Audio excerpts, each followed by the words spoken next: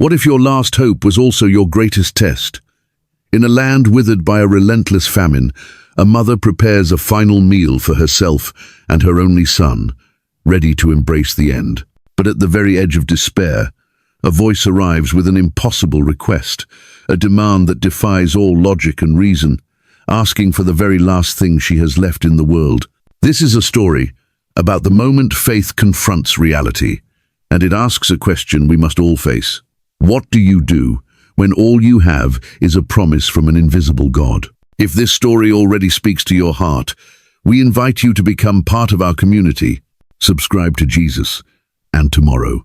And as we journey through this incredible account, share your thoughts in the comments below. Your reflections help us all grow together in understanding. Now, let us travel back to a land of dust and whispers. The sun over Zarephath was not a source of life, but a hammer. It beat down upon the cracked, thirsty earth with a relentless, brassy fury, bleaching the sky to a pale, hazy white. For 3 long years, not a single drop of rain had blessed this land. The world had forgotten the color green. Fields that once swayed with golden wheat and barley were now desolate plains of dust, their soil fractured into a mosaic of despair. The riverbeds were ghostly white scars on the landscape, littered with the smooth, dry stones that once slept beneath cool, flowing water. The olive groves, once the pride of the region, stood as skeletal armies, their gnarled branches reaching to the merciless sky like the hands of the dying, their leaves long since turned to brown crisps and scattered by the hot, sighing wind. Life in Zarephath had shrunk. It had become a small, desperate thing, lived out in the shadows of scorched stone houses and the ever-present haze of dust that coated everything, lips, lungs, and hope. The air itself was thin and sharp, carrying the faint, metallic scent of death from the livestock that had perished in the fields. The sounds of the city had changed too. The vibrant clamor of the marketplace, the laughter of children, the songs of women at the well were all gone.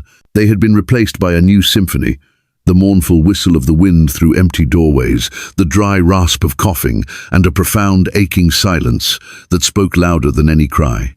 In this land of dust and whispers lived a woman. Her name, like the stories of so many women of her time, was tied to her status. She was the widow of Zarephath. Her life had already been cleaved in two by loss once before. The ghost of her husband's laughter still echoed in the corners of her small home on days when the silence was too heavy to bear. He had been a good man, a man of strong hands and a gentle heart, and his absence was a hollow space that the wind and the dust now seemed to fill. But grief was a luxury she could no longer afford. Now, her world had shrunk even further, contained entirely within the small, fragile frame of her son. He was all she had left. A boy with eyes that still held a spark of the world before it had broken, his hair the color of sun-dried straw. He was her reason for rising each morning when the hammer of the sun began its daily assault. He was the anchor that kept her from floating away on the sea of despair that had claimed so many of her neighbors. For him she would fight. For him she would endure. But the fight was becoming impossible. Her days were a ritual of scarcity. Each morning she would take her clay pot, its surface rough and cool against her palms, and walk the long, dusty path to the city well. It was a journey of diminishing returns. The well, once a deep and generous source, was now little more than a muddy pit. She would lower her bucket, its scrape against the stone walls echoing the hollowness in her own chest, and pray for it to return with something more than sludge. Some days she was fortunate. A few inches of murky, precious water. On other days, nothing. On those days, the weight of the empty pot on her shoulder on the walk home felt heavier than a mountain. Her home, a simple dwelling of packed earth and stone, was a sanctuary from the sun, but not from the hunger. At its heart were 2 small vessels, the silent arbiters of their fate, a clay jar for flour and a small jug for oil. They had once been full, symbols of comfort and security. Now they were monuments to their impending doom. Every day the ritual was the same. Her hand, trembling slightly, would reach into the wide mouth of the flour jar. Her fingers would scrape against the curved baked clay bottom, gathering the last of the fine, pale powder. It was no longer a scoop, but a dusting, a whisper of what once was. Then came the oil. She would tip the small jug, her head bent in a posture of supplication, and wait. A single viscous golden drop would reluctantly form at the lip before falling into the meager pile of flour. Then another, and then nothing. The jug was all but empty. There was perhaps a thimbleful left, a mere sheen on the bottom that caught the dim light. Her son would watch her, his small body leaning against the doorframe, his gaze steady. He did not complain. The children of the famine had learned a terrible premature wisdom. They understood the language of empty jars and worried glances. But sometimes, in the quiet of the evening, he would put his small hand in hers and ask a question that broke her heart. "Mother," he had whispered one night, his voice as thin as a thread, "will the sky weep again soon?" She had no answer. She could only pull him close, her arms a fragile shield against a world that was intent on crushing them. She would hum old lullabies, her voice cracking with unshed tears, her own prayers a silent, desperate cry into the void. "From the depths, I cry to you, O Lord, Lord, hear my voice." But the heavens remained silent, as impenetrable and unyielding as a sheet of brass. Tonight, she knew, was the end of the ritual. She had scraped the very last of the flour. She had coaxed the very last drop of oil. There was enough for one final meal. One small, flat, unleavened cake for her and her son.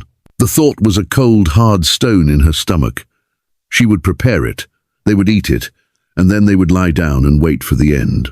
It was not a surrender born of weakness, but a final, heartbreaking act of a mother's love.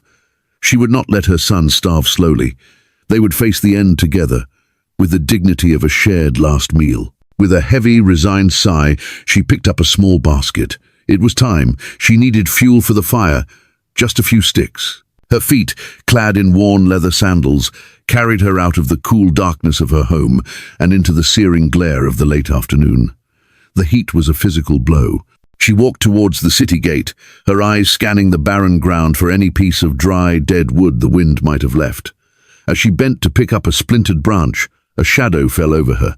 She looked up, shielding her eyes from the sun's glare, and saw the figure of a man standing before her. He was a stranger, travel-worn and dusty, but there was an intensity in his gaze, an authority in his bearing that made her pause. She did not know it then, but she was standing on the precipice of a choice that would shatter her understanding of reality, a choice between the certainty of death and the terrifying possibility of a miracle. The whispers of the land were about to be answered by a voice. The man who stood before the widow was unlike anyone she had seen in Zarephath. He was not bent by the despair that stooped the shoulders of her kinsman. His clothes were frayed from travel, his face etched with the weariness of a long journey under the punishing sun, and a fine layer of the land's omnipresent dust clung to his cloak. Yet, there was a fire in his eyes that the drought had not extinguished. It was a gaze that seemed to see not just the weary, grieving woman before him, but something deeper. Something within her soul she herself had forgotten was there. He carried no water skin, no satchel of provisions, only a wooden staff that seemed as much an extension of his will as a tool for walking. "May I have a little water in a cup that I may drink?" he asked. His voice was not loud, but it resonated with a quiet authority that cut through the oppressive heat. The request, simple as it was, startled her. Water was life. It was a currency more valuable than silver or gold. To give it away, even a small amount, was an act of significant charity. Men had fought and killed for less in these desperate times. Yet, looking into the stranger's unwavering eyes, she felt no threat, only a strange compulsion to obey.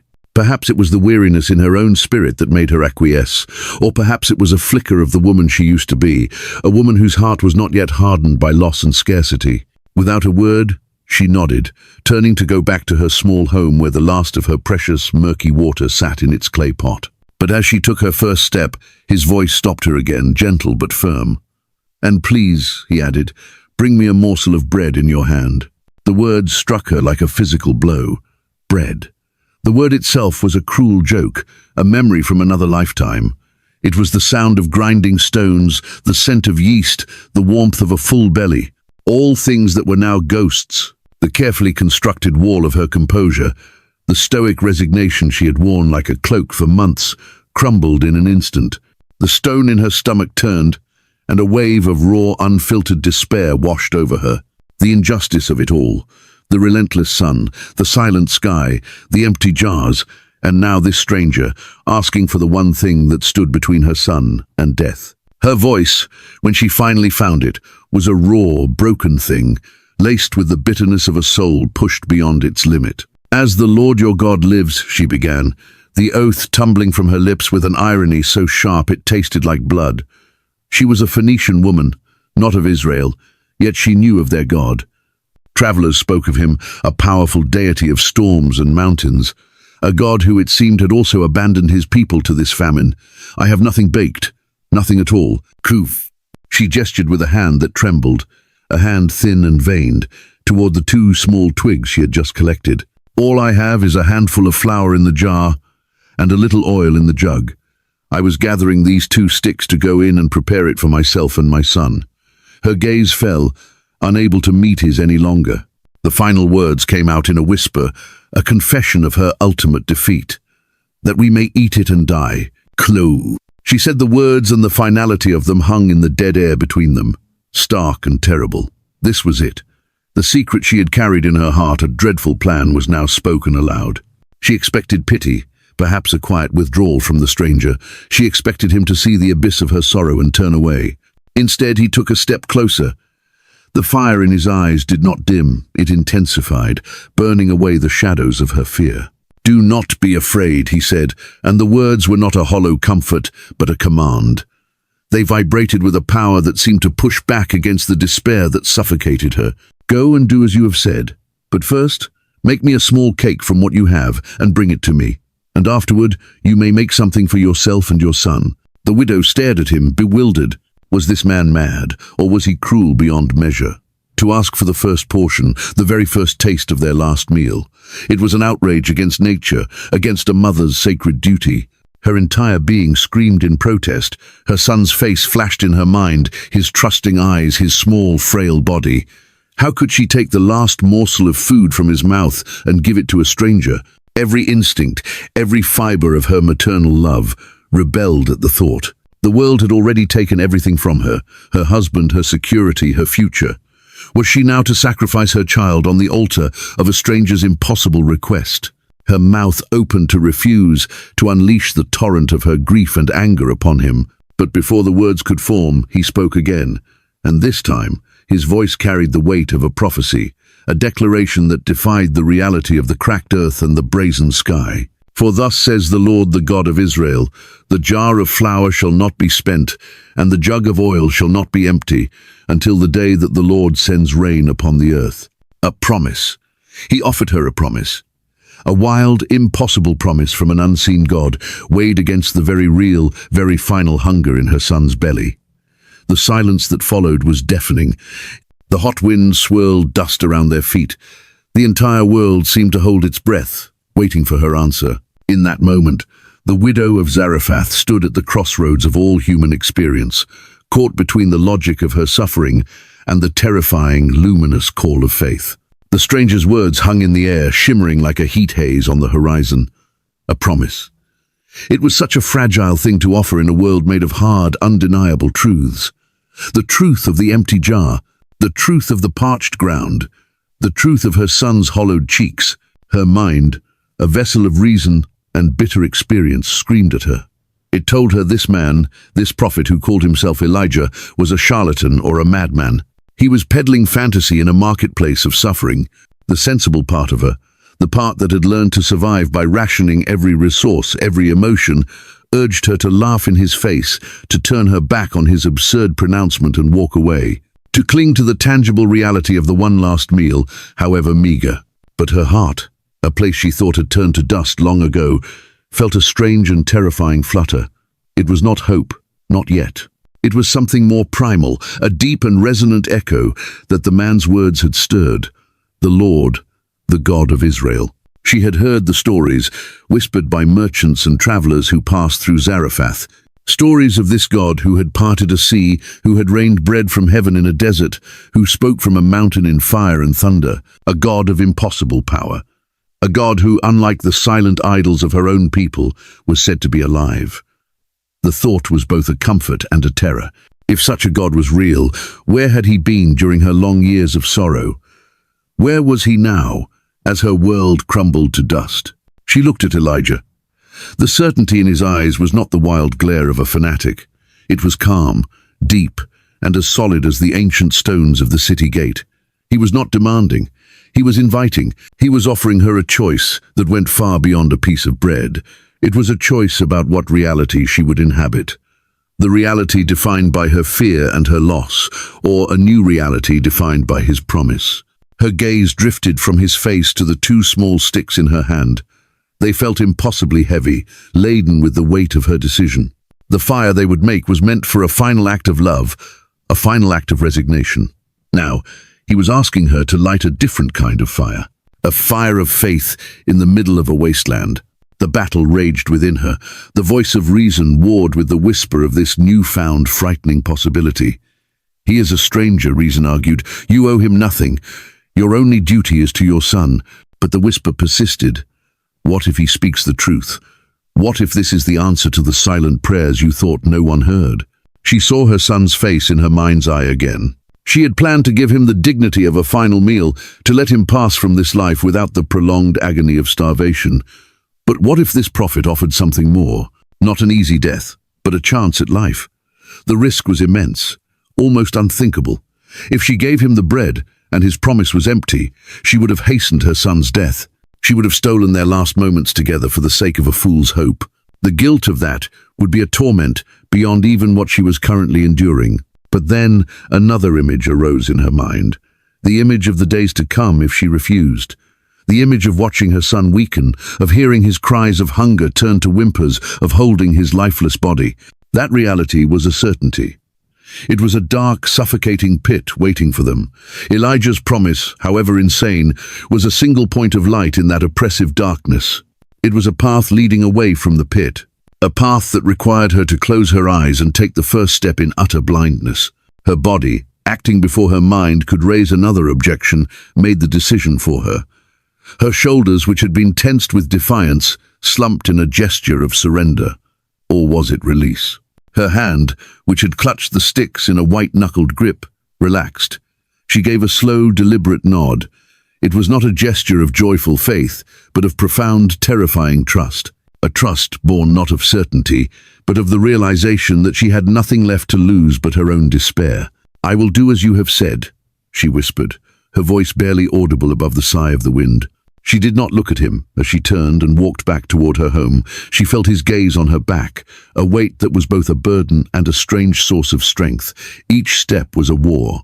The dusty ground beneath her feet felt solid, real. The promise felt like smoke. As she entered the cool, dim interior of her house, her son looked up at her from his corner, his eyes wide with a question he did not know how to ask. She knelt before the clay jar and the oil jug, her sacred dwindling treasures. Her hands hovered over them, hesitating one last time. This was the point of no return. With a deep breath that felt like it was drawn from the very bottom of her soul, she plunged her hand into the jar, her heart pounding a frantic rhythm against her ribs. She was entrusting her son's life, and her own, to the word of a dusty prophet and the power of a God she had never known.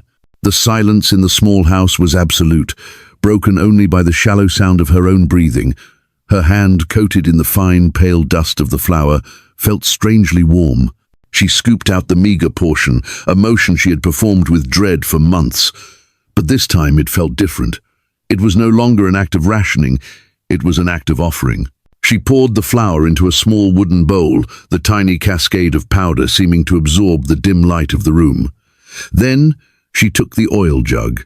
Her heart constricted as she lifted it, feeling its near emptiness. This was the final, most difficult step. She tilted the jug. The last precious drops of oil coalesced, clinging to the rim for a moment before falling into the bowl. She watched them disappear, absorbed by the flour, and a profound sense of finality washed over her. It was done. The last of their sustenance was gone, committed to the stranger's promise. For a fleeting second, a wave of panic, cold and sharp, threatened to overwhelm her. What had she done? But then she remembered the look in Elijah's eyes, the unwavering calm, the fire of conviction. She pushed the panic down, replacing it with a fragile, determined focus. She mixed the flour and oil with a splash of the murky water, her fingers working the dough with a practiced, muscle-deep memory. It was a small, pathetic lump, barely enough to fill the palm of her hand. She shaped it into a thin, round cake, her movements deliberate and slow, as if she were performing a sacred rite. She carried the cake to the small hearth where the 2 sticks she had gathered now lay. She arranged them carefully and, using a flint and a shard of iron, coaxed a tiny spark into life. The dry wood caught quickly, and a small, hungry flame licked at the edges of the cake as she placed it on a flat, heated stone. The smell of baking bread, a scent she had not experienced in what felt like a lifetime, filled the small room. It was the scent of life, of normalcy, of a world that was no longer hers.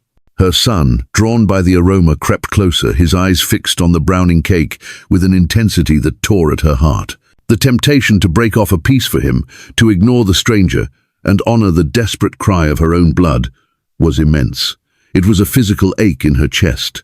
But the prophet's words echoed in her mind. First, make me a small cake, and afterward, for yourself and your son. It was a test within a test. The order of things mattered. When the cake was baked, golden brown and fragrant, she lifted it from the stone. It was warm in her hands, its heat a small comfort against the chill of her fear. She wrapped it in a clean, worn cloth, her hands shielding it as if it were a priceless jewel. With her son's yearning gaze following her every move, she walked out of the house and back to the city gate, where Elijah waited. He had not moved. He stood like a statue, his staff in his hand, his eyes fixed on the horizon as if he were watching for the promised rain. He turned as she approached, and his gaze fell to the cloth-wrapped offering in her hands. He did not smile, but a subtle softening of the harsh lines around his mouth acknowledged the magnitude of her sacrifice. She held it out to him, her arm trembling. As his fingers brushed against hers to take the bread, she felt a strange warmth spread through her, a current of energy that seemed to flow from him. It was not a physical heat, but something deeper, a sense of peace that settled over her turbulent spirit. He took the cake, broke a piece from it, and ate, his movements unhurried and deliberate.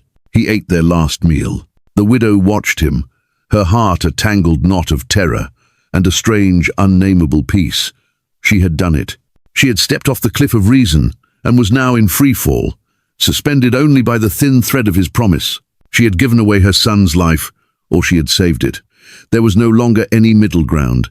After he had eaten, he looked at her, his eyes holding hers. "Now," he said, his voice softer than before, "go and prepare for yourself and your son. Do not be afraid. Trust in the word of the Lord." She returned to her home, her feet feeling light, her mind strangely empty of the frantic calculations of survival. She felt hollowed out, scoured clean of the fear that had been her constant companion. Her son was waiting by the hearth, his small face a mask of confusion and disappointment. He had seen her give the food away. She knelt before him, her heart aching with a love so fierce it was almost painful. "It is all right, my love," she whispered, stroking his hair. "It will be all right." She did not know if she was lying. With a heart suspended between ruin and redemption, she turned back to the vessels. She did not know what she expected to find. Emptiness, dust, the confirmation of her foolishness.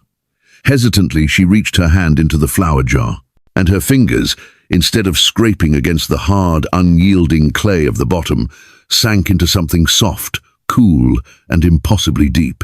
For a moment, she thought she was imagining it, that her mind, strained by grief and hunger, had finally fractured, creating a phantom sensation to shield her from the brutal truth.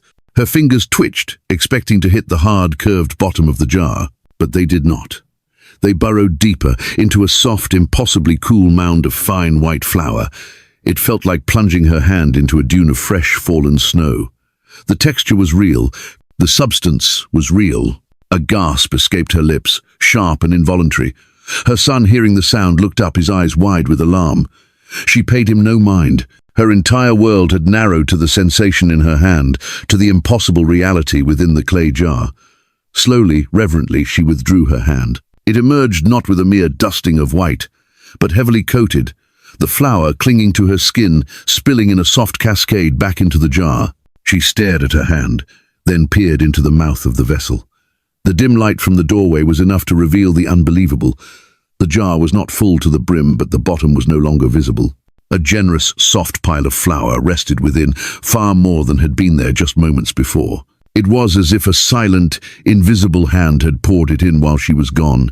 Her heart began to pound, a frantic, wild drum against her ribs. This time it was not the beat of fear but of awe. Awe so profound it bordered on terror. She turned to the other vessel, the small oil jug. Her hand trembled so violently she could barely grasp it. With painstaking care she lifted it, It felt different, heavier. She tipped it over the wooden bowl. Her breath caught in her throat. A thick, golden stream of oil poured out. Not a drop, not a trickle, but a steady, fragrant, life-giving flow. It pooled in the bottom of the bowl, its surface shimmering like liquid sunlight. She watched, mesmerized, as the oil continued to flow far more than she needed before she tilted the jug back upright. The sound of the oil sloshing gently inside was the most beautiful music she had ever heard. She set the jug down and simply stared, moving her gaze from the flour jar to the oil jug and back again. The two silent vessels, which for so long had been her daily reminders of death, were now proclaiming a message of impossible life. The jar of flour shall not be spent, and the jug of oil shall not be empty. The prophet's words came back to her, no longer a far-fetched promise but a living, breathing reality in her own home. Tears began to stream down her face. They were not the hot, bitter tears of grief she had cried for her husband, nor the silent, despairing tears she had shed for her son's future. These were tears of release, of overwhelming gratitude, of a faith that was being born in fire and wonder. They washed the dust from her cheeks, and for the first time in years she felt the cleansing sting of hope. Her son, who had been watching her with a mixture of fear and curiosity, saw her tears and his small face crumpled. He thought she was in pain. He crept to her side and put his small, thin arm around her shoulder. "Do not weep, mother," he whispered, his voice full of a child's earnest concern.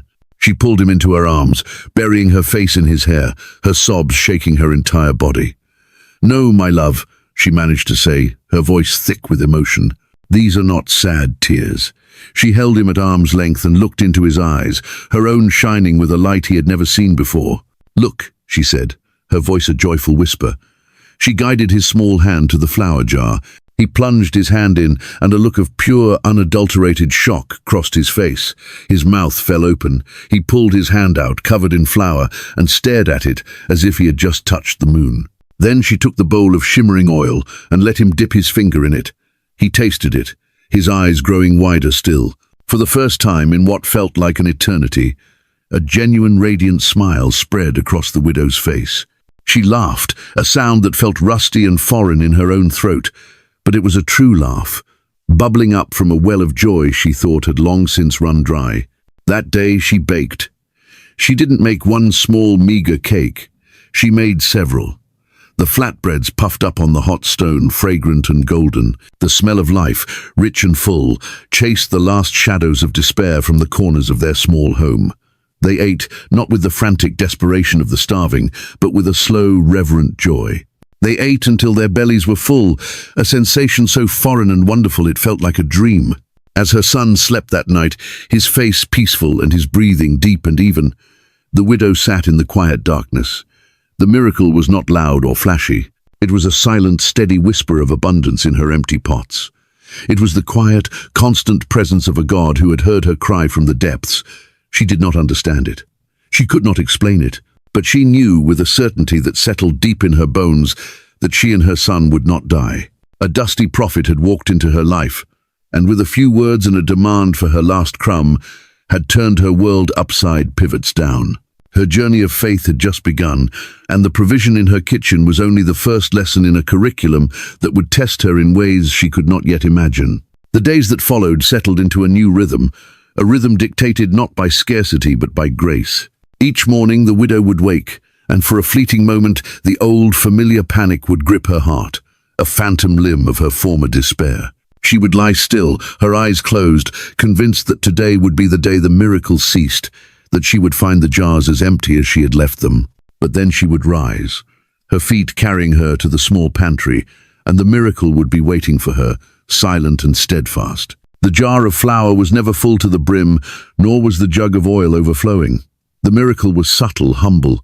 It provided not for hoarding but for the day. There was always just enough flour for her hand to sink into, enough oil to pour a generous stream. It was a daily, tangible reminder of her dependence, a lesson in trusting not in a storehouse, but in a source. She was being taught to live in the present moment, to accept the provision for today without anxiety for tomorrow. Her home, once a tomb of silence and sorrow, began to fill with life again.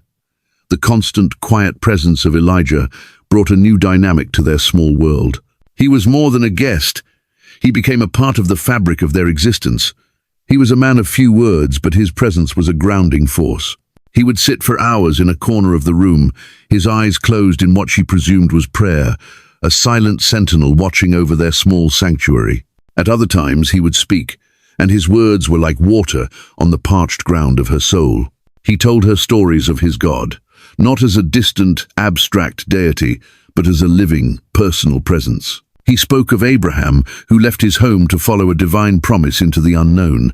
He spoke of Moses, who faced down a Pharaoh and led a nation through the sea on dry land. He spoke of a God who cared for the orphan and the widow, whose justice was a fire and whose mercy was a river. For the widow, whose own gods were silent statues of wood and stone, this was a revelation. Her faith, born in an act of desperate obedience, began to grow roots, nourished by the prophet's words and the daily evidence of God's care. Her son, too, was transformed. The pinched, worried look that had haunted his young face was replaced by the carefree joy of a child who knows he is safe. He would sit at Elijah's feet, his small face rapt with attention as the prophet spoke. Elijah, in turn, treated the boy with a gentle kindness that touched the widow's heart. He would carve small animals from scraps of wood for the boy to play with, or teach him the names of the stars that wheeled across the night sky, promising that one day God would make them shine even brighter. A fragile, unlikely family had formed in the crucible of the famine. A grieving widow, a fatherless boy, and a fugitive prophet, all living under one roof, sustained by a quiet, continuous miracle. The aroma of baking bread became a constant in their home, a fragrant testament to the promise that had been kept. The widow found herself humming old tunes as she worked, her movements light and her heart at peace. But the world outside their door remained a place of desolation. The famine held the land in its iron grip. Sometimes neighbors would pass by, their faces gaunt, their eyes hollow with a hunger that was both physical and spiritual. They would smell the impossible scent of baking bread wafting from her home, and their expressions would shift from curiosity to suspicion, and then to a dark, resentful envy. One evening, an old woman who lived down the lane, a woman whose own grandchildren were wasting away, stopped at her door. "How is it, widow," she rasped, her voice thin and sharp with malice, "that you and your son grow fat while the rest of us starve? What sorcery are you practicing in that house with your strange guest?" The widow's newfound peace faltered. The woman's words were a poisoned dart, striking at the heart of her miracle. She did not know how to explain what was happening. To speak of a God who replenished flour and oil would sound like madness to those who had never witnessed it. She could only offer the woman a piece of the bread she had just baked. The old woman snatched it from her hand, her eyes glittering with suspicion, and scurried away into the twilight without a word of thanks. The incident left the widow unsettled. She realized that the miracle had not only saved them, but had also set them apart. It made them an island of abundance in a sea of want, and such islands often attract storms. That night, as Elijah sat in his usual corner, she spoke of her fear. "They look at us with hatred," she said, her voice a low murmur. "They think we are hoarding food, or that we have made a pact with dark spirits." Elijah looked at her, his gaze steady and deep. "The light always disturbs the darkness," he said simply. "Do not be afraid of their envy. Be afraid only of forgetting the source of the light. God's provision is not a secret to be hidden in shame, but a testimony to be lived in gratitude. Let your life be the explanation." His words settled her spirit. He was right. Her fear was a shadow cast by the disbelief of others. She could not control their hearts, but she could control her own. She could choose gratitude over fear, faith over doubt. She resolved to live in the light of her miracle, no matter how brightly it shone, and no matter who was blinded by it. But even as she made this resolution, she could not have known that the greatest test of her faith was not waiting outside her door, in the envious eyes of her neighbors, but was stirring silently within the very walls of her own home.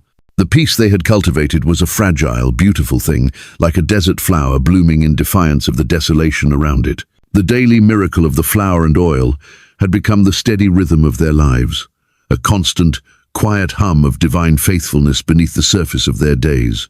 The widow had learned to live with the paradox of her situation, to walk the fine line between gratitude for her private abundance and compassion for the public suffering that surrounded her. She had learned to trust the source, not the storehouse. But faith that is not tested is a faith that cannot grow, and a storm was gathering over her small household that would threaten to extinguish her newfound light completely. It began subtly, a fever that came upon her son in the deep of the night. At first she was not overly alarmed. Children fell ill. It was a part of life. She brewed teas from the sparse herbs she could find, bathed his forehead with cool water from the well, and held him close, murmuring prayers for his swift recovery. Elijah too sat with the boy, his large, gentle hand resting on the child's chest, his lips moving in silent, fervent supplication. But this was no ordinary sickness. The fever did not break.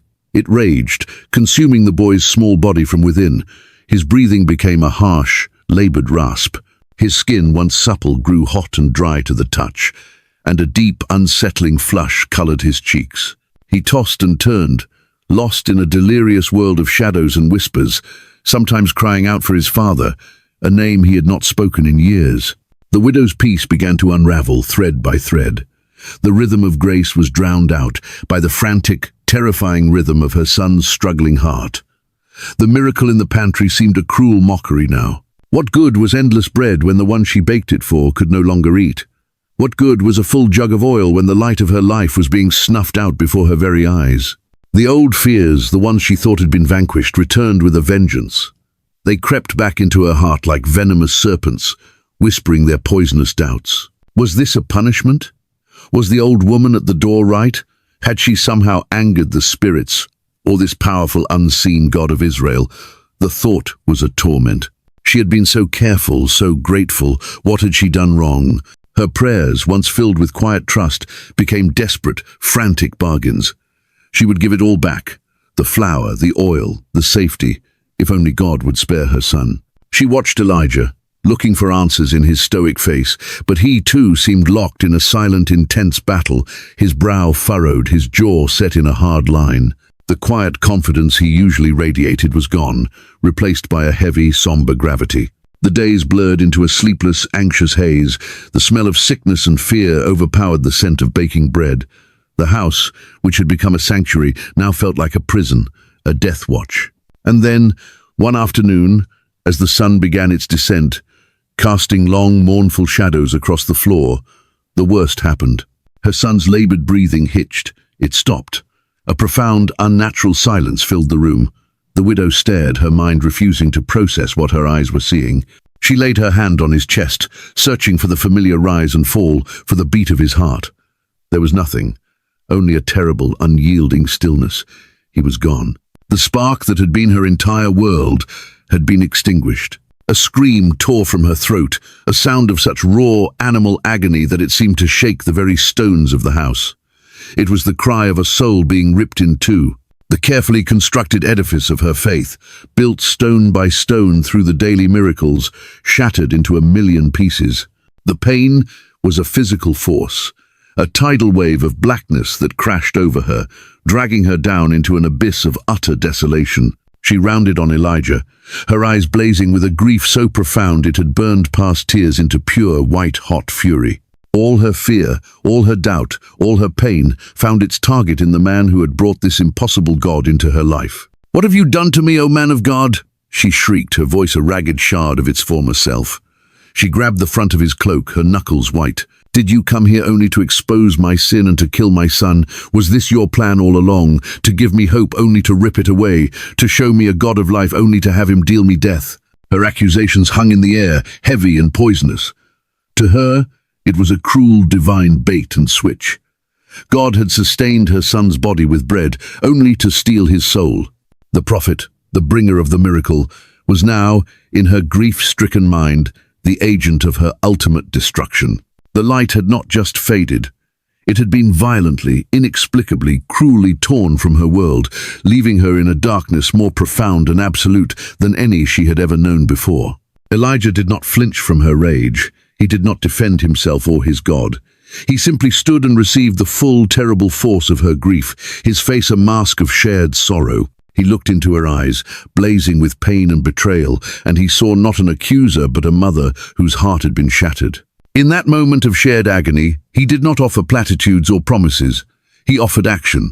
"Give me your son," he said, his voice low and steady, a calm anchor in the swirling tempest of her despair. His request cut through her fury. Dazed, she loosened her grip on his cloak. Her movements were stiff, robotic, as if she were a puppet whose strings had been cut. She watched as he gently, tenderly lifted the small, limp body from the bed where she had laid him. The sight of her son in the arms of another, so still and lifeless, sent a fresh wave of agony through her, and a low, guttural moan escaped her lips. Elijah carried the boy up the narrow stairs to the small upper room where he had been staying. It was his private space, a place of prayer and solitude. The widow followed, her feet dragging, drawn by a morbid, desperate need to see this final, incomprehensible act play out. She watched from the doorway as Elijah laid her son's body on his own narrow cot. The room was dim, the only light filtering through a small high window, illuminating the dust motes dancing in the silent air. Then the prophet did something that defied all comprehension. He stretched himself out upon the child's body, mouth to mouth, eyes to eyes, hands to hands. The image was strange, intimate, and deeply unsettling. He was a large man, his frame overwhelming the small, still form beneath him. He lay there for a moment, and the widow could feel the raw, concentrated power of his will filling the tiny room. It was as if he was trying to pour his own life force, his own spirit, into the empty vessel of her son. He rose and began to pace the small room, his footsteps heavy on the wooden floorboards. His head was bowed, his hands clasped behind his back. He was wrestling not with her but with an unseen power, with the very fabric of life and death. Then he returned to the cot and stretched himself upon the child a second time, his entire body rigid with the intensity of his focus. He did this 3 times. 3 times he lay upon the child, 3 times he paced the room, and all the while he was crying out to his God, his voice a low, urgent murmur that filled the silence. The widow, standing frozen in the doorway, could not make out all the words, but she heard her son's name, and she heard the prophet's plea. "O Lord my God," Elijah prayed, his voice raw with an anguish that mirrored her own, "let this child's life return to him." It was not a polite request, it was a demand, a challenge, a soul-deep cry from a man who had staked his entire existence on the faithfulness of his God and was now calling in the debt. He was wrestling with heaven itself on behalf of a broken-hearted mother. After the 3rd time, as Elijah lay upon the child, a profound stillness descended upon the room. The air grew thick, heavy, with an almost tangible presence. The widow held her breath, her heart a stone in her chest, and then she saw it. A flicker, a tiny, almost imperceptible movement in her son's chest. She thought her eyes were deceiving her, but then it came again, stronger this time. A small, shuddering intake of breath. The boy's eyelids fluttered. Color, like a faint watercolor wash, began to creep back into his pale cheeks. A deep, ragged sigh escaped his lips, and his eyes opened. They were not vacant or delirious. They were clear. They blinked once, twice, and then they found her standing in the doorway. "Mother?" he whispered, his voice weak, but it was his voice. It was the sound of life. The world tilted on its axis. The black wave of grief that had consumed her receded in an instant, replaced by a tidal wave of joy so overwhelming, so powerful, it almost brought her to her knees. It was a joy that was painful in its intensity, a light so bright it was blinding. Elijah rose from the bed. He lifted her living, breathing son into his arms and walked toward her. He placed the boy back into her embrace. The warmth of his body, the steady beat of his heart against her own, was the most profound miracle of all. It was more real than the flower, more tangible than the oil.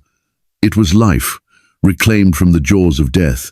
She looked up at Elijah, her face streaked with tears, her eyes shining with a light that mirrored the fire in his own. The rage and betrayal were gone, washed away, replaced by an understanding so deep and complete it left her breathless. This was the God of Israel. Not a God who dealt in easy comforts, but a God who met you in the deepest abyss of your pain and showed you his power there. A God whose faithfulness was not the absence of trials, but the promise of his presence through them. A God who could command not only the clouds and the rain, but the very breath of life itself. "Now I know," she said, her voice filled with a reverence and certainty that came from the depths of her remade soul. "Now I know that you are a man of God and that the word of the Lord in your mouth is truth." It was not the statement of a woman who had been convinced by an argument. It was the testimony of a woman who had walked through the valley of the shadow of death and had seen the shepherd. In the ashes of her deepest loss, her faith had not just been restored. It had been forged anew, stronger, purer, and more unbreakable than she could ever have imagined. Her home was no longer just a place of provision, but a testament, a sacred space where heaven had reached down and breathed life back into dust.